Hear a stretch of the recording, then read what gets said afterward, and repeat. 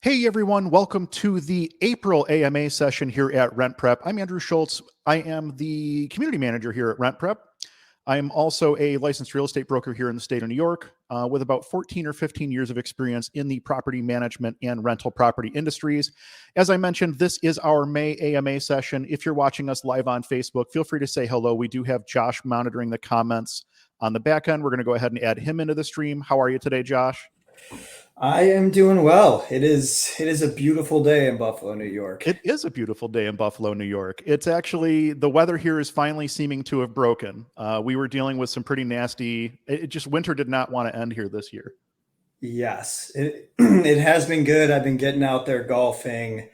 I actually went to the PGA Championship this weekend. Just so happened in Rochester. Just so happened that it was the day that it rained 7.5 hours out of the 8 that the tournament was going on, but a little bit wet, but it was a cool experience for anybody living in this area. Did you see Josh Allen out there? I know he was out there. I didn't see him the day that he was there. Oh, darn. Would have been cool. So I'm going to go ahead and add our guest into the stream. This month, we only do these once a month. This month we have Chelsea. Chelsea's one of the screening, she is the screening manager over at rentprep.com. She's one of Josh's coworkers, and she's right there in the bullpen right along everybody else. Chelsea, how are you doing today? I'm doing well. Thanks for having me. Thanks for coming on. Looks like you might actually be in one of the meeting rooms and not out in the bullpen at the moment, which is nice. Yeah.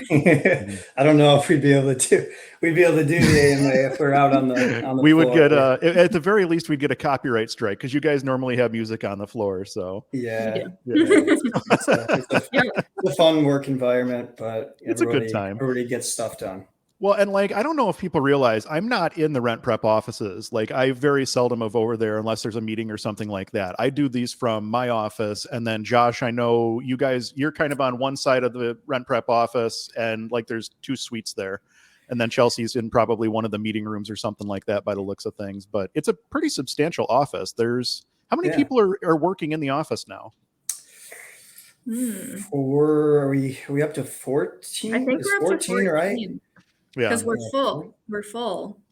Right. Yeah, 14 in the office, and then we're broken off into pods based on your specialty or what you're kind of working on. So a little bit, a nice collaborative environment to get stuff done. Well, it's nice because I've been a RentPrep customer for a long time, and I don't think people realize that either. I met Steve the CEO. Steve and I met back when I was first getting into the real estate industry, when I was first getting into property management. We met at a Bigger Pockets meetup of all places, and I was a RentPrep customer for a long time before I ever started doing anything with the podcast or with the AMA sessions or anything else. So it's been an interesting path. It's been cool to see how RentPrep has grown kind of right alongside Own Buffalo in some ways. It's just way bigger now than I think even Steve ever thought it was going to be, but it's been cool to watch the company grow over time. For sure. So Chelsea, tell us a little bit about you, and then we'll jump into questions here. Yeah, so I'm Chelsea, the screening manager. I have been with RentPrep for 3.5 years now. I've been the screening manager for 2.5 years. I started the position not knowing anything about tenant screening or even the rental industry. And it's actually, I find a lot of it very fascinating. So I'm super happy with what I do. I like helping landlords every day as well. So did you say how long you've been with RentPrep? Yep. 3.5 years I've been here. No, it's a long time. Yeah. I started in February of 2020. So right before COVID hit. Oh, wow. Yeah. So I actually did my training. I was the first person to ever train remote because I had only been there for a month when we went home. So that's crazy. And I know there was I remember talking to Steve during that whole thing and just the steps that they had to go through for, not FDCPA, fair credit reporting. Is that what I'm looking for, Josh? Yeah. Yeah. Just because there's restrictions on where you can look at the data and how the data can be accessed and stuff like that with the screening tools that you guys use. And yeah, I can remember Steve was telling me about that. It was pretty intense. Yeah. We there had were to some actually temporary remote changes. in. Yeah, it was a whole process. So it's crazy. Yeah. And now actually Chelsea's moved over to my pod now. She's had the honor and the pleasure of sitting across from me now for about, I don't know, what is it? Probably 4 months, maybe 3 months she's been over there. Yeah. So Yeah, I think towards the beginning of the year. Nice. yeah. So it's good. But I'm excited. I saw the agenda for today's show. We've got Chelsea on to review a income report for us. We've got some really cool Facebook questions that I looked over that had come in, and then we're going to take obviously some live questions and some pre-submitted questions. So why don't we jump into it? Sounds good to me. Let's do it. Let's do a question first. Let's break the ice here. Where do you want to start?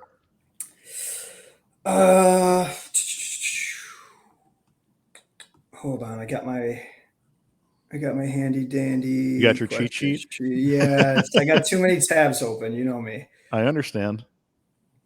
Well, do we have? Where's the one? There's one relating to. Why don't we Ted? do the question from Ted? Okay, let me grab Ted. There we go. Okay, question from Ted. Income verification. It seems a common practice is a minimum of 3.5 times the rent. Do you consider the gross or the net pay for this? Yeah, I can answer this one. So common practice is usually anywhere from 2.5 to 3.5 times the rent. For our income verification specifically, we use net pay because we are using applicants' banking information. So that would be their net pay. Gotcha. Yeah, and on our end, from like when we're actually verifying tenant data, running an application for screening purposes, we're looking for 3 times net as well. So kind of right in that same line. Most people seem to go somewhere between 2.5 and 3.5, like Chelsea had said there. And we're going with 3 times net based on the fact that net income is the only thing they have access to at the end of the day. So if you have a bunch of alimony payments, child support payments, back taxes, something like that, even retirement and health insurance and stuff like that. That's money that the applicant doesn't have access to for the purposes of paying their rent. So we always go by net income for that exact reason. Has there ever been any special circumstances that you've gone by a different multiplier, or has it always been just stick to your guns, stick with 3.5? Like normally that's just a good safe bet. So we're using 3. 3. Let me think here. I'm trying to remember what our old criteria was, because we actually have changed criteria a few times. I think that we may have used to allow for 2.5 times net, but you would have to pay like a first, last, and security. And since New York State no longer allows for first, last, and security, I think that's when we went to 3 times total, and that's where we're at currently. And actually, since we're talking about income verification, I'll mention that we actually just changed on our income verification for us at Own Buffalo. We used to look for 3 times net, and that was just part of the points total because we use a points matrix when we're approving or denying applications. We've actually changed that now. So the income is a requirement at 3x, and then everything else is point-based after that. Gotcha. So that's just a little change that we made internally here within the last couple of weeks. We'll see how it pans out. But yeah, I'm looking forward to seeing how that works out for us. Yeah, I'm definitely curious about that. Mm-hmm.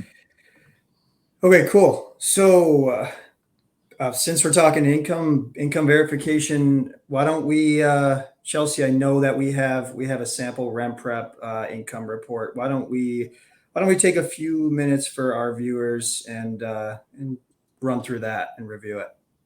Okay. Give me 1 second. Let me get that pulled up on screen here. I should be able to pull just the tab. There we go. Perfect. And then Chelsea, I can move up and down the screen. Just let me know what you need. Okay.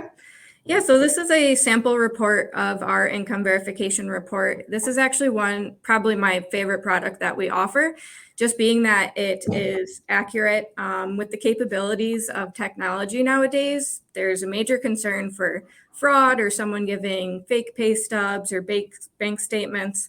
So this is a foolproof way to accurately assess your tenant's income with that security of knowing that it's legitimate.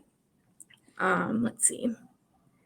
So at the top here, it kind of gives you a breakdown. It does give you that net income to rent multiplier. It will tell you what your applicant is actually at compared to the rent, and whether or not they meet that 2.5 threshold or not.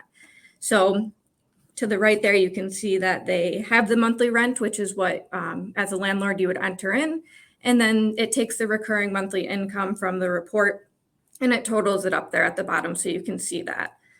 How this actually works is the applicant actually connects their online banking account and then goes through steps, and data is actually pulled directly from the bank account, and it's actually deposit data.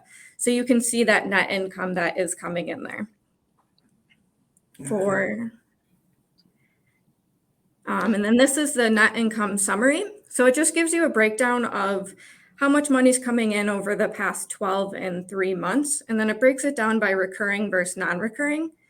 Recurring is going to be like direct deposit, anything that comes in on a scheduled basis. So it will give you the total breakdown there. And then non-recurring are just those random ones, whether it's they got a bonus or something like that, or tax even refund, something like that. Yeah. Even cash deposits, anything like that. So it will break it down for you so you can see. And then account balance. Can I ask a question on the net income summary? So if you're looking to figure out what their monthly income is on a monthly basis, what number should we be looking at on this? Typically, we recommend going by the recurring just because you know that's coming in on a scheduled basis. Non-recurring could be at random. So if you want a more consistent answer using the recurring, typically the 3 months, since that's the most recent data for you. What if my applicant's non-recurring is significantly higher than my applicant's recurring? Does that raise any red flags? Like if it still hits my ratio, but still it doesn't look as stable because I'm not seeing it in the recurring section. Is there anything to be worried about there? Yeah, so not necessarily red flags. That would more so just be a notification of like maybe they're self-employed. So their money is coming in, not at a scheduled basis. They don't give themselves direct deposit or anything. So you can kind of, match those kinds of things up. If the applicant says they're self-employed, if more money is in non-recurring, that would make sense then. Gotcha. Okay. Yeah, that could also be something like if they recently sold a property and made a deposit of the proceeds from the sale, would that show up under non-recurring? Yeah. Yep. So any of just those one-time payments. Exactly. Okay. Very cool. And then the account balances summary. So these are the actual accounts that the applicant is going to connect. So for example, this applicant connected a checking account and then also a savings account. And it gives you the breakdown of what they currently have in their bank account, what's available, the average, and then the type. And then it's really neat. It shows you the account holder name. So you can actually see, does that match my applicant's name? Because that is being pulled right from the bank information. The applicant doesn't enter that or anything. That's from the bank directly. That's interesting. I didn't know that it did that. Yeah. Yeah, it's pretty neat. And then just the institution is the banking. So you can see, is it Citizens Bank or Bank of America? It'll just show that in the institution. So when it's talking about average on the account balances, is that on a 3-month or a 12-month? This one is on the 12 months. So this is the total time that we're seeing here. Gotcha. Okay. Yep. Which is kind of scary, the negative 20. I was just looking at that. Yeah. I mean, I know it's a generated report, so it's something that we can, but that's, I wouldn't want to see that if I was doing a tenant screening. Yes. I feel like we can't just gloss over it. Super helpful, but that's a little scary. Yeah, incredibly useful. Well, and actually we have a question. Let me see if I can pull this question up here. Let's see. Is there a way to consider assets when someone has a lower income? This is a question that we were going to jump into later. But actually, Josh had kind of touched on, is there, when somebody has income that's comes in at a weird way, it's either a non-recurring or something from a sale or a lawsuit or a tax refund or whatever. one of the ways that we verify income for someone that doesn't have a traditional employment situation is we look for 12 months of rent on average in their bank account for a period of 12 months. And if this is a 12-month average and they have, a bunch of money sitting in their bank account, that would actually show up on this report. So you don't have to do the manual verification of looking at 12 months of 12 months of bank statements to try to put that together. You have it right here on this format already, which is kind of handy. Mm-hmm. Yeah, absolutely. Yeah, and I think there was also another question that I think we may be able to just knock out while we're here. I saw one from Rita, and Rita has submitted a few in the past. So, hi Rita. She asks, would a prospective tenant working for Uber's income show up on the RentPrep income verification report? Yeah, so as long as the applicant is receiving direct deposit from Uber into their bank account, it will show up since it is going to pull any of that deposit information. I think Uber typically does direct deposit is their main source for payouts. I think they might have like a debit card or something that they use too, but that also is connected to like a bank account, and they can always connect that account separately too. It's worth noting, though, if you're doing screening on anybody who has any of the gig economy stuff, whether it be Uber, Lyft, Uber Eats, DoorDash, Instacart, any of those, that's always going to be a gross income number. There's no deductions on that because anybody who's doing the gig apps is considered an independent contractor. So, trying to verify that income, more often than not, you're not going to find the Uber drivers having profit and loss statements showing what their expenses are, showing depreciation on their vehicle and things of that nature. So it can be a little bit difficult to truly verify what the income is on that, like the net income is on that. So that's just something to keep in mind, is that if you're doing a report like this and it does pull something from a gig economy, that's going to be gross income versus a regular pay stub, which is going to be net income because that's the money that's physically hitting the bank account. And I think I'm right by saying that, but Chelsea, can you confirm? No, I'm pretty positive that you're correct in that. Then it would just come at the end of your tax time where they would pay that back. So. Mm-hmm. Cool. All right. And then net income sources. This is basically a breakdown of where the money's coming from. So recurring, so that would be any type of payroll is the most common that we see here. So they have a recurring from payroll. It tells you how much in total has been deposited from this source. And when it says the total, it's telling you the total by how much data was pulled. You can see up to a year's worth of data on these reports. Some banks will only provide like 9 months or something like that, which it will tell you at the top of the report, like what the dates are. Date range. So this is, So this is a year, but some banking, a lot of time like credit unions will limit the amount that they show. So they might only show 9 months instead of 12. So that total, does that too. Yeah. Sorry. You're good. That's only going to be the total for the amount on the report. And then monthly by source would just be how much they're getting in every month from that source. So we can see this person is getting $3,956.04 a month from their payroll. So that's helpful when comparing to the rent as well. And then basically the start and end date for the deposits. Again, it is just considering the time that's on the report. The start date is not the actual like hire date of the employee or anything. That's just the first deposit on this report. And then the institution, again, is just the bank. And then same thing for non-reoccurring. It just lists out all of those different sources of where they're coming from. It's common on, not sample reports that you see multiple non-recurring listed, just because there's usually quite a few of them and they come in just singly. I had a quick question on the net income sources. This monthly by source for recurring, is that an average? Say we have an 8-month report. Is that an average over that entire 8-month period? Basically, for as good as you have to match your averages to the dates on the report is basically what I'm driving at there. Yep, okay, exactly. I just wanted to make sure we were on the same page because that's also going to impact you up here, talking about your account balances summary. Again, that average is not necessarily a 12-month average. It's an average based on however many months of data are in the report. Yes. So you just got to double check that. Yep. Okay, cool. Cool. It looks like a Facebook Live question came in. So give me 1 second here as I toggle back. Jennifer asks, whatever percentage of net pay you use, 2.5 to 3.5, if one adult on the lease qualifies, do you allow the group to move in, or do you require that all adults on the lease meet the minimum 2.5 to 3.5 requirement? I think I'll take that one. Yeah. We basically look at 3 times net combined across all applicants. So if we have 2 applicants, we consider the income combined for both.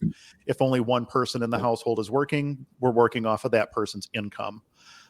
We don't require each person to have 2.5 or 3, simply because in a lot of instances that's not feasible. For instance, if you have a household where one person goes to work, the other person is a stay-at-home parent or something like that, you're never going to be able to approve that application because that other parent is never going to have 2.5 times income. They don't have a job.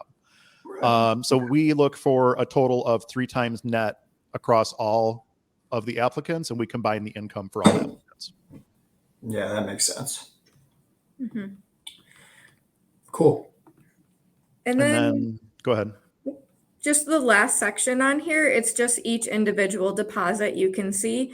It lays it out for you so you can see, on 11/1/2022, there was $4,000 deposited from the closing docs payroll. So these are just each individual one that you can go through, just a very detailed view. And that's the report. Well, cool. Thank you for that. Yeah, of course. Yeah, those reports are incredibly useful. The nice thing is the income reports can be tied in with your credit and background check reports as well. It basically just boils down to what type of information you're looking to get as the property owner, and then making sure that I would recommend talking to somebody at RentPrep or going over to the RentPrep website prior to even listing your apartment for rent, so you know what your process is going to be, and just making sure that you understand what you're going to get with whatever package it is that you order. So. But yeah, that's a really good breakdown of those income verification reports. And where does that information come from ultimately? I mean, I know it comes from the bank, but is there a back end service that handles this, or how does this work? Yeah, so we use a third-party partner called PayScore. So everything that the applicant receives is from PayScore directly. We just have a good partnership with them. And that used to be the closing docs, yes. I think, right? So a lot of people are familiar with the closing docs. As long as it's not, is it the workplace number or the workforce number? Whatever that system is called, work number, they're a train wreck. I used to, prior to getting into real estate, I worked at Best Buy, and we had to go through work number for a lot of our HR stuff, and it was always a nightmare. And trying to get any sort of a work verification, employment verification through them, they charge you $50. It's a nightmare. It's They give you very little information. Yeah, exactly. I feel really bad for anybody whose company uses them for HR purposes, but that's another topic for another day. All right. Should we move on to the other questions? Sure. All right. All right. Why don't we do this question from Kathy? In our rental agreement, the tenant is responsible for mowing the lawn. He'll be moving out soon, and 2 days ago asked us to get a mowing service to take care of the lawn. We agreed to do so. Is it appropriate for us to deduct the cost of the 2 or 3 times that mowing service will mow before he moves from his security deposit once he has moved out? We are in Boundary County, Idaho.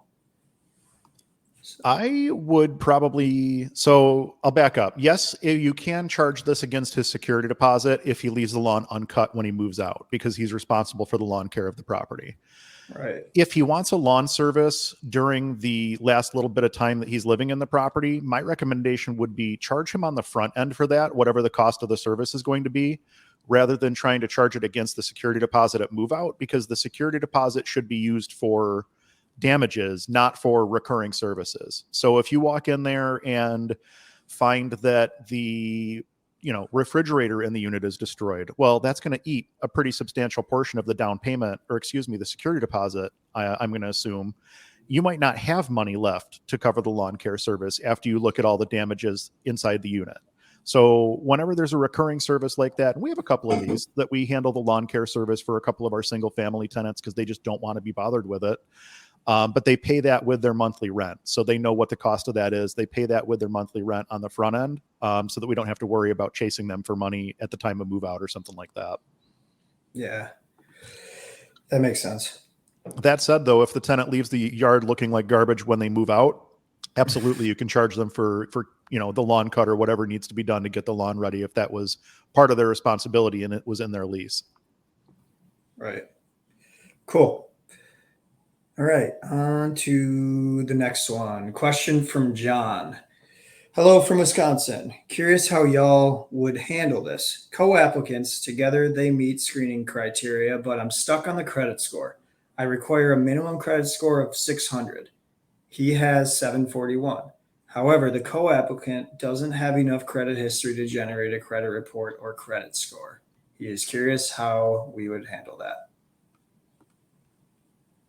I think maybe Chelsea, this would be one for you.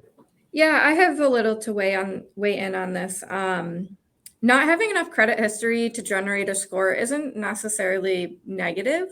It's just simply they don't have any history. It's common to see with really young applicants, and even older individuals who maybe have paid off their loans for years, or they just pay cash for everything. So it's not necessarily a bad thing. In regards to accepting them or not, that Andrew, I don't know if you can chime in on that, what you guys do.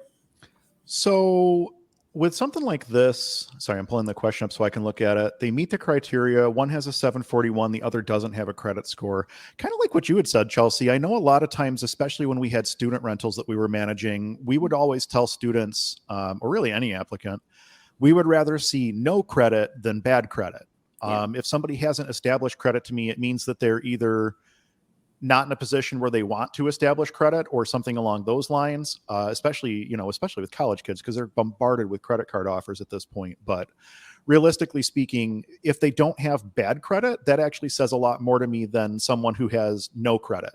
Because no credit could just be, like you said, somebody that wants to live a cash-based life, doesn't want a debt, things of that nature. So how we handle that on our end is we look at the credit profile, because you can still have a couple of records on your credit profile without having a score yet. It takes time for that score to generate. Mm-hmm. So we look to see if there's a positive or negative payment history.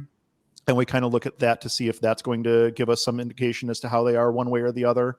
The other thing we do is we assign a credit score of 500 for scoring purposes. And again, in this situation where you have two tenants, we would take those two tenants' credit scores and average them together. So at this point, it would be a 741 and a 500. Average those together, divide by 2. Are you still coming out over top or over 600, that's our minimum threshold is 600 for credit score. That's kind of what we've done when somebody doesn't have a credit score, is assign them a 500, which is low. We're not trying to say it's not low, but we're not going to give somebody a perfect credit score for having no established credit either. At least it gives us something to benchmark them against when it comes to trying to score someone for tenant placement purposes.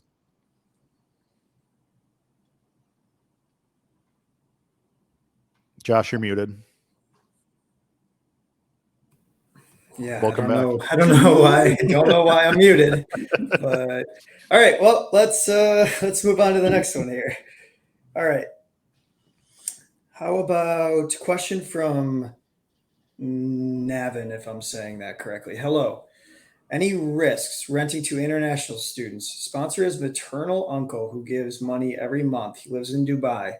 Student can provide proof about the receipt of money from his uncle. Is that a red flag?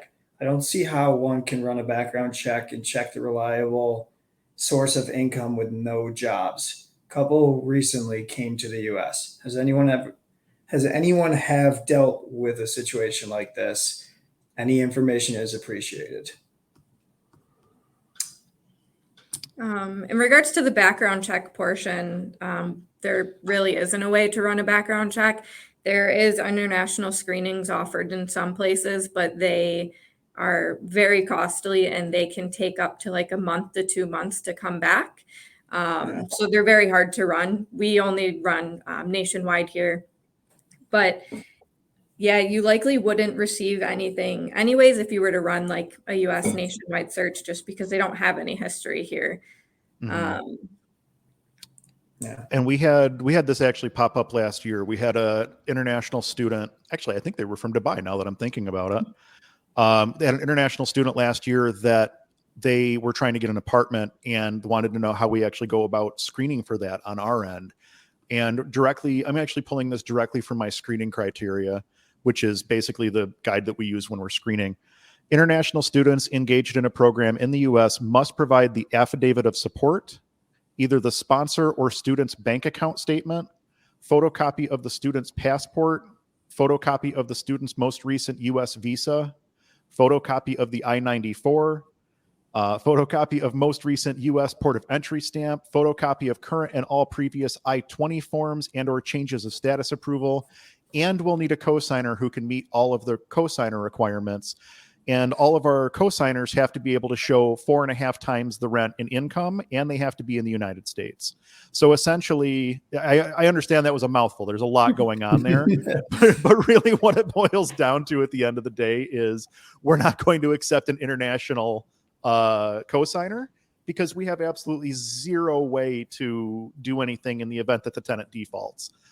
So if they are going to have a cosigner, which is pretty much going to be required for any international student who's over here that doesn't have some sort of employment, they're going to have some sort of a stateside cosigner that shows the income requirement that we require. And short of that, it's kind of difficult to screen somebody who's just arriving or anything along those lines. A lot of times, because we've had engineers from India and stuff like that come over as well, usually we can get them through with an offer letter from their employer, as long as the offer letter shows the pertinent information. And again, I'm looking at my documents here. Official company letterhead must be legally registered in the state where the property is located. The employer must be. Letter must have a date the offer was extended, the start date of employment, the base income for the position. And we must be able to validate the letter with the employer. So we take the offer letter that the tenant brings us or the applicant brings us, and then we're calling the HR department or the supervisor of that employee to make sure that they actually do have a legitimate job offer there, and then it's not just something that they printed off on the internet. We gotcha. Cool. All right. Let's do this next one from Becky. Becky's asking, during a tenant screening, what do you do if you can't get a hold of the previous landlords? The one is a management company and the other is an apartment complex. What I would recommend here is trying to obtain either an email address or a fax number to the company. You can do that either by Google search and find it that way. I've done that a few times, and try to reach out to them through email or fax. That is the common practice for a lot of property management companies, is to do it through email, and they want to see the signed consent as well, that it's okay for you to obtain this information. So I think you'd have better luck if you went and tried that route. And then on our side, we've actually, and believe it or not, we've stopped doing landlord verifications. For the most part, we don't do phone call landlord verifications anymore. For a period of time, RentPrep was doing them for us. I don't think RentPrep's even offering that as a service to outside clients anymore. I don't know if that's something that I was an experiment on or whatever, but I know that it's not something that RentPrep's offering as far as doing the outbound landlord verification calls. And realistically speaking, like, the laws changed here in New York State to the point where we realized that doing landlord verification calls didn't necessarily net us any result of value. And the reason I say that is because it used to be that you could take a phone number and run a reverse search on it and see, okay, this phone number comes back to this person who lives at this address or this business at this address. Now everybody uses cell phones, and you can't just do a reverse search by phone number anymore. So now what do you do? All right, well, we can try to compare the tax record, the name on the tax record, to the name on the application. But again, you're calling a phone number that may or may not actually be that person. blah, blah, blah, blah, blah. So we've stopped doing landlord verifications. What we do now is we look for 12 months of on-time rent payments, and the tenant applicant has to provide that to us. And if they can't provide that, we do offer a form that they can take to their landlord, and their landlord has to take that form and get it signed in the presence of a notary, believe it or not, because literally that's the only way that we know that the person who filled out the form was actually the person who's tied to the tax record, who, it's in the interest of not getting lied to. And I honestly think that that's probably what happens in a lot of tenant verification calls, landlord verification calls. I think most of it's lies, because if you have a good landlord, they don't want to lose the tenant. And if you have a bad landlord, they're going to say whatever's necessary to get rid of that tenant. I'm rambling a little bit here. I've actually posted a much longer response to this question on a different Facebook thread, but we stopped doing tenant verification calls because we felt that the juice wasn't worth the squeeze. Like, the amount of time that we were putting into those calls versus the responses we were getting just wasn't worth it. So now we tell the tenant, hey, you've got to verify that you paid your rent on time. Show me canceled checks, show me money order receipts, show me a ledger from your online account that's been verified by your landlord, or go get that letter verified, notarized by your landlord to prove that you did pay where you said you were and everything else. And that's how we're doing it now. That said, I will mention that you can absolutely qualify for an apartment through Own Buffalo without having a landlord verification. Our criteria is set up in such a way that, if you're living at home, you're going to be your first apartment or something, you can still qualify. You are selling a house, don't have a landlord history, you can still qualify. So there is a path to getting through. But for most people, it's boils down to, you need to prove that you've made your rent payments on time. And especially after COVID, we're taking that really, really seriously. Mm-hmm. Got it. Oh, I was muted again. I don't know why. I don't know how that keeps happening. But all right, let's move on to the next one here. All right, this is a long one. We got question from Kimberly regarding source of income and rental subsidy when it's not Section 8. Can anything be called a rental subsidy? ? Can I ask for proof that the rental subsidy has a history of being paid in an amount close to what is needed to pay the current rent? I recently had a couple who ran their own 503c nonprofit claiming that it would cover the remainder of the rent that their income didn't cover, but our rent was $1,300 higher, all in bold or all in capitals, than the current rent. Can people start claiming relatives or GoFundMe will pay for part of their rent as rental subsidy? Can I make the nonprofit prove it has 3x the subsidy in income? Could I have rejected them on the basis that their nonprofit was on social media asking for donations to cover our security deposit and asking for more repeating donations to cover their soon to be higher rent, since that isn't illegal and therefore a legal source of income? ? What if the nonprofit has a religious base? So there's a few so many questions here. I think there's 7 questions within that one. I can make it real simple and just say deny this application. I mean, it's that straightforward at the end of the day. The applicant has not proven that they have the income to qualify for the apartment. And I would struggle to call this 503. I think it's probably 501c3. I would struggle to call this organization a organization that offers rental subsidy. It's not like, if you look here in Western New York, there are agencies outside of Section 8 that offer rental subsidies: Salvation Army, Catholic Charities, women and children's services, and like domestic violence type situations. There are agencies that provide assistance beyond just the Section 8 agencies and Department of Social Services. But that's the business that they're in. This sounds to me like they set up a 501c3 for some reason, whatever the reason is, I have no idea.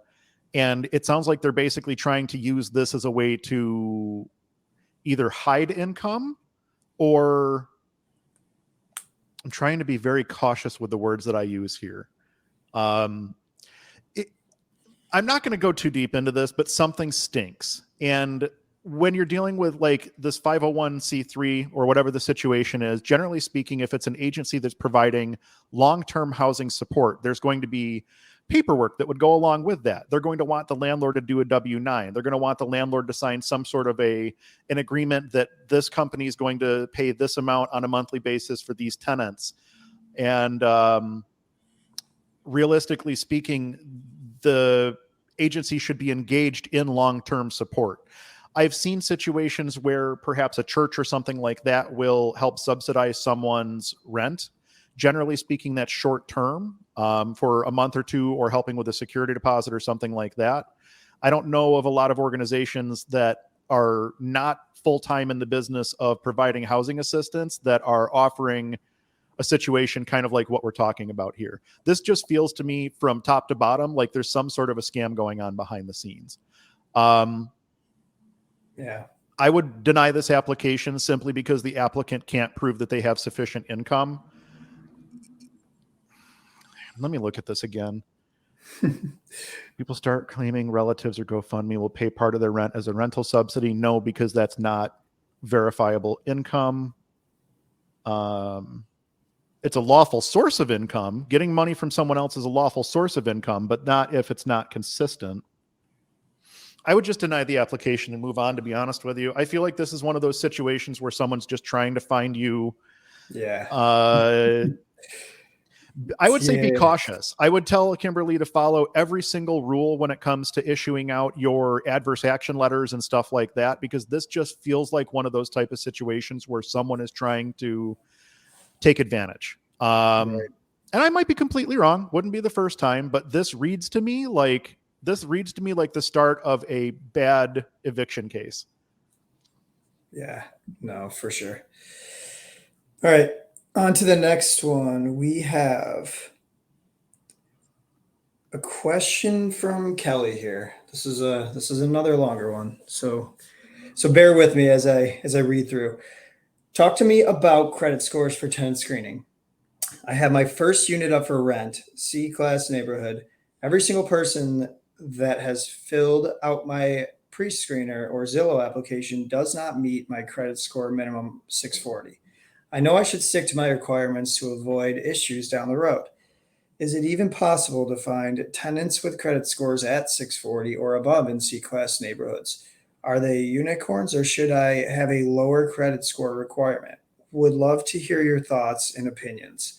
The property is in a low income classified neighborhood, but not part of the Section 8 program, because I am hearing how bad our local office is to work with.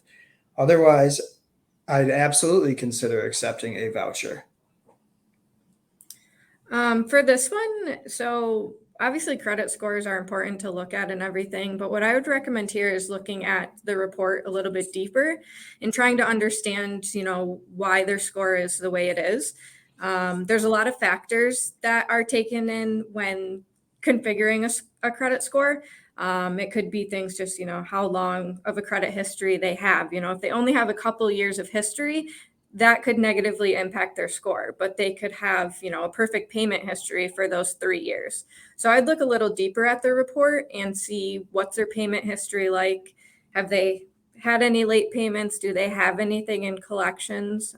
Just trying to get a deeper understanding of that individual beyond just that number.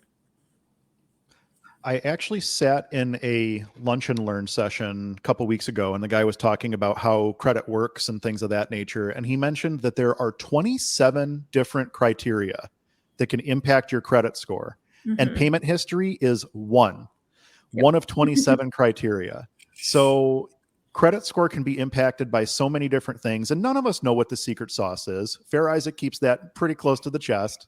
Mm-hmm. The one thing I will say, though, is a good way to look at where you should have your criteria set is to look at other buildings in your area. So, for instance, if you go look at the descriptions on apartments that are in the same neighborhood as yours, and you see that they have a credit score requirement of 600, which is what we use for most of our buildings, you may find that you do need to make adjustments to your criteria based on what you're going to find in the area. That said, if 640 is the lowest that you possibly want to go, then you may just have a situation where you have to wait for the right person to come along, and that might wind up taking longer than you would hope. The one thing that I always tell my clients when we're doing tenant placement is two things I always tell them is that tenant screening is a snapshot in time. There's nothing that says that we don't approve this tenant and they move in June 1st and June 2nd they lose their job. So tenant screening is a snapshot in time.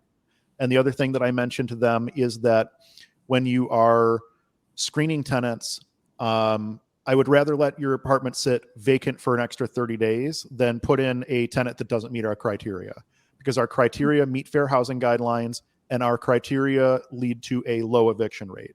So yes, it might suck to eat that extra month of vacancy, but I understand that the cost of a vacancy is a lot less than the cost of lost rents plus court costs plus service of notice plus set out plus turnover costs, blah, blah, blah, blah, blah, blah, blah, blah, blah. I would much rather let it sit for an extra 30 days than have to go than rush and put a bad tenant in, because ultimately I'm the one eating that. I don't want to put a bad tenant in because at the end of the day, I would rather not cause you more pain simply because we had to rush a process. So that's what I always tell my clients is know your criteria. Once you've got your criteria, stick with them and just wait for that right person to come along, because eventually they will. And actually, I guess it's also worth mentioning, if you have a building in a Class C neighborhood, maybe your rent's a little bit higher, maybe your credit score requirement's a little bit higher than others in the same neighborhood, your unit has to justify that extra cost. So if you have the grossest unit on the block, but you want more than everybody else, it's never going to rent. Yeah.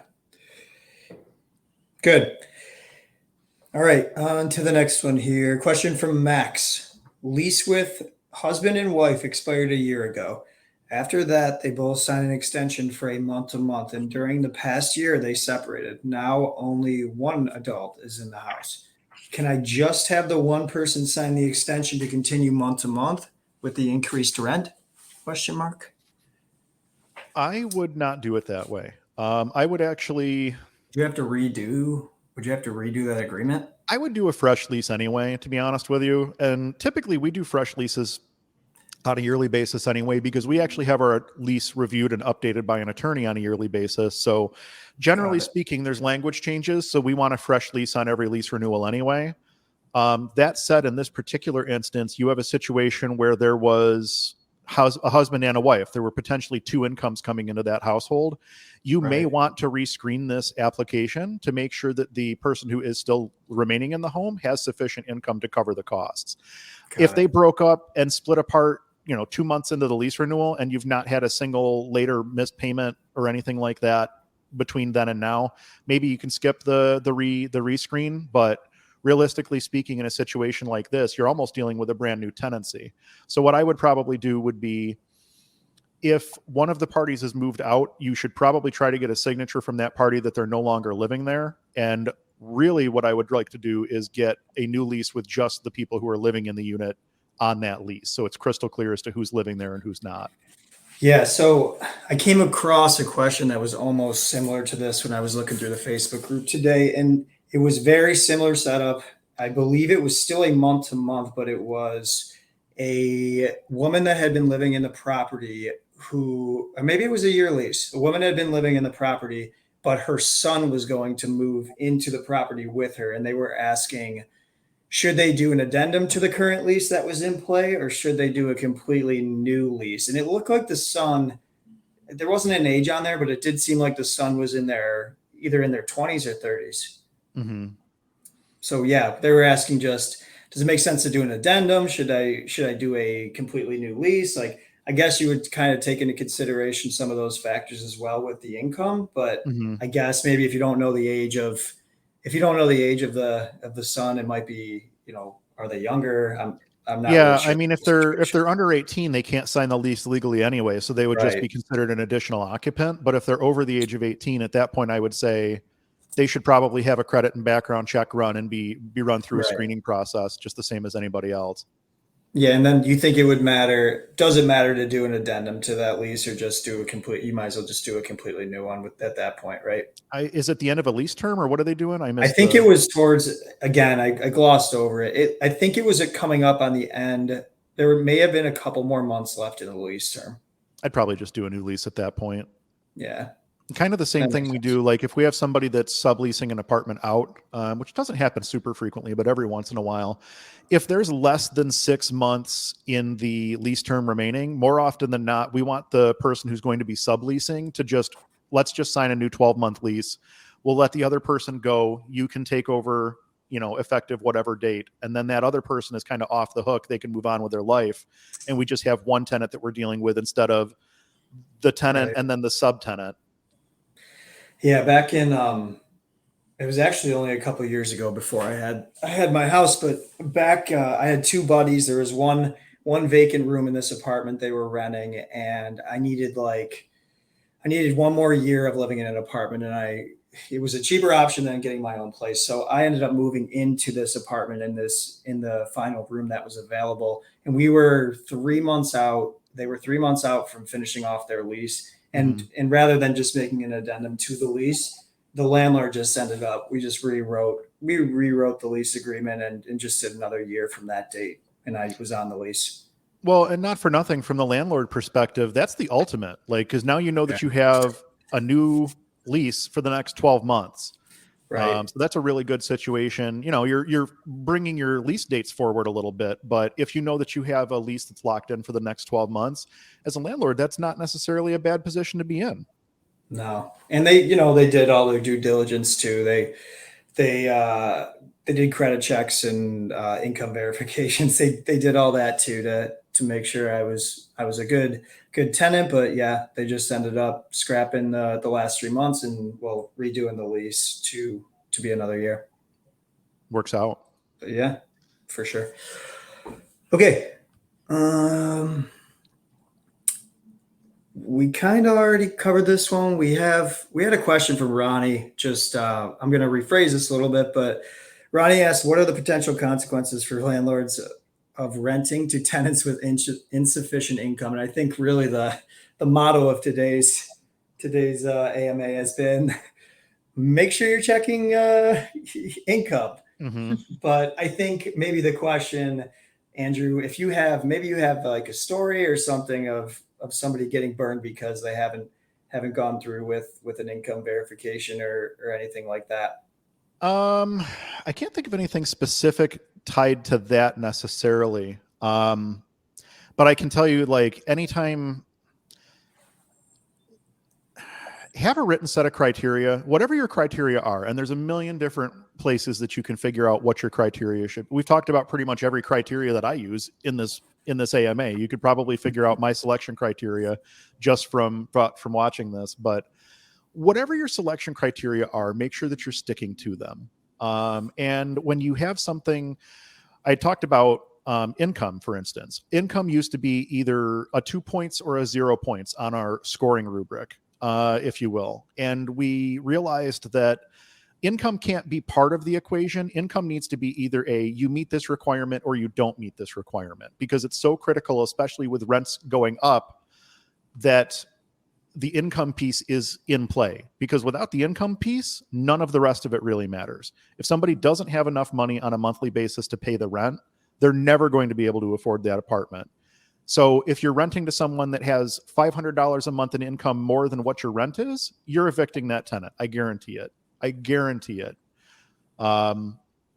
That's why we always harp on net income as another thing. A lot of people use gross income. They're getting that pay stub, looking at the top line number and just running with it. And you can't use that top line number because there are so many things that can be deducted from your paycheck, not even just your taxes and your insurances, but like I mentioned, alimony, child support, trying to think of other things that can be pulled out. You could have money that's being skimmed and moved to a savings account, or something that's used to pay back a loan against a retirement account or something like that. There are a lot of deductions that can come off of somebody's gross income before they get to that net number.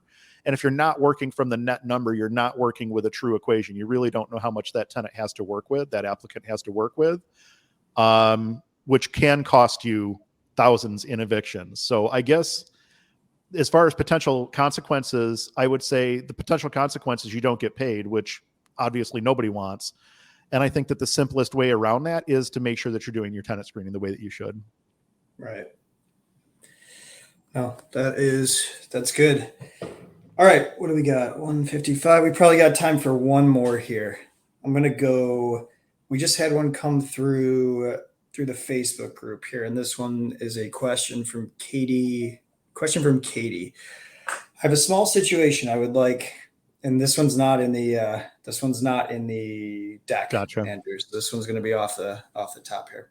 I have a small situation I would like advice on. I have tenants in a home in Oregon who have a lease ending June 11th. They confirmed mid-April that they wanted to extend their lease another year, and I sent them a revised lease to fill out. They have not signed yet.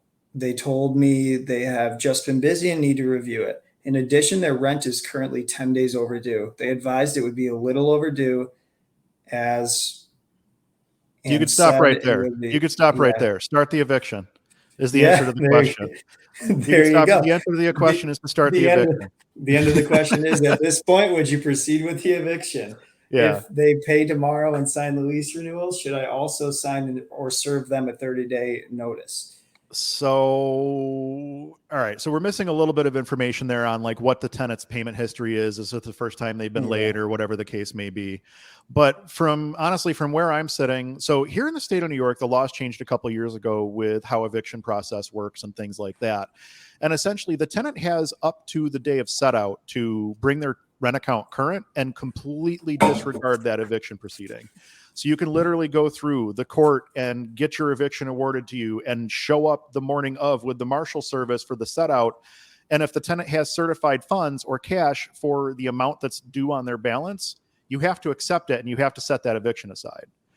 Because of that, because the time frame is so long, and also it's taking longer than ever to get into courts. So because the timeline is so long and because the tenant has so many options to stop the process at any time just by bringing their account current, we don't delay on starting the process. In New York, we have the 5 and the 14-day notice now. That goes out as soon as rent is late. We're starting that process as soon as rent is late because the ball is in the tenant's court to bring their account current and stop the process at any time. It's up to the tenant to do that.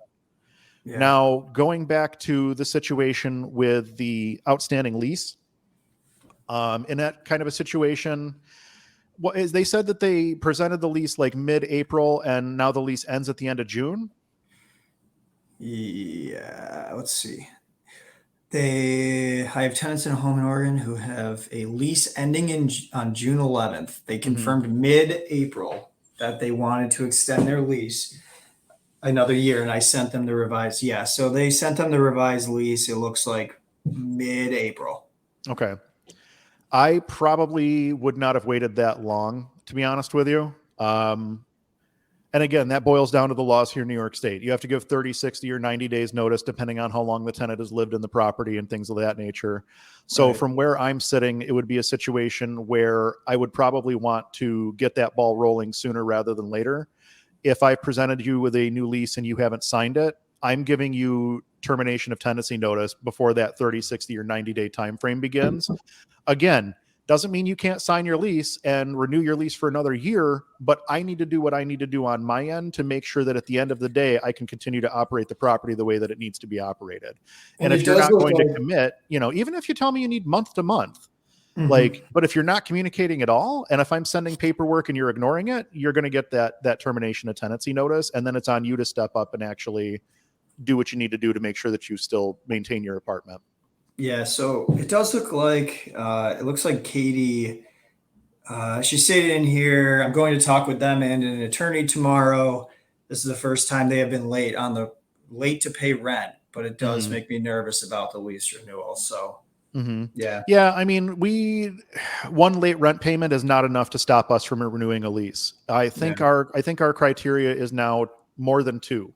So if you've had more than 2 late rent payments in a 12-month period, at that point, I think you become eligible for non-renewal. But one late rent payment, we can, even in our, hang on a second, let me pull my selection criteria up here while we're chatting. Let's see. And even on my scoring criteria, 1 or 2 late rent or mortgage payments within a 12-month period. So yeah, we do offer a little bit of a break that way. So if somebody does have a couple of late rent payments, it's not going to, I understand that everybody has things that pop up. It's happened to all of us. Sometimes you literally just forget to throw a check in the mail or something like that. 1 or 2 times in a 12-month period, okay. If it's more than that, now we have kind of a, theme, if you will. Repeatable pattern, yeah. A pattern, yeah. There we go. Yeah. Pattern was the word I was looking for. Pattern. I got you. No, that makes sense. But that's where we would be at on that. Cool. Well, it looks like we are at 2 p.m. Eastern. Perfect. Okay. All right. Well, we'll go ahead and wrap things up here today. Josh and Chelsea, thank you so much for joining me. I really appreciate it. These AMA sessions are always so much easier when we have good people on to join me. And honestly, Chelsea, the review that you did on the income verification report was fantastic. There's a lot of data there. It's a nice report to be able to pull. And that is one of the services that RentPrep does offer as part of their tenant and screening packages.